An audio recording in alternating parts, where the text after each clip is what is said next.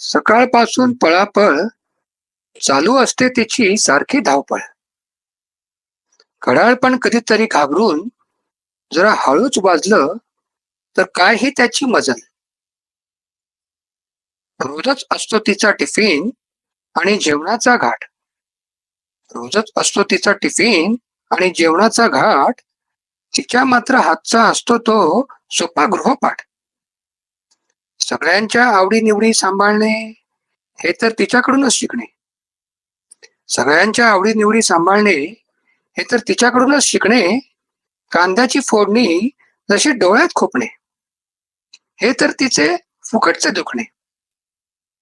इतरांना ते कधीच नाही दिसणे, कारण चेहऱ्यावर तिच्या नेहमीच हो हसणे.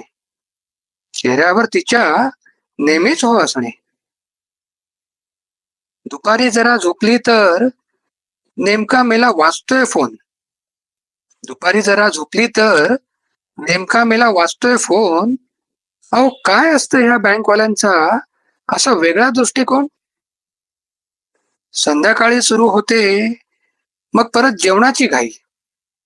संध्याकाळी सुरू होते मग परत जेवणाची घाई.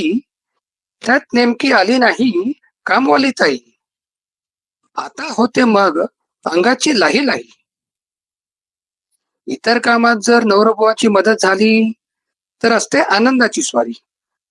नाही तर रात्र झालीच समजा भारी. हो लय भारी. मग आता बोला, मदत कराल ना कारभारी? मदत कराल ना तिला कारभारी? नाहीतर डोके होईल भारी. हो लय भारी.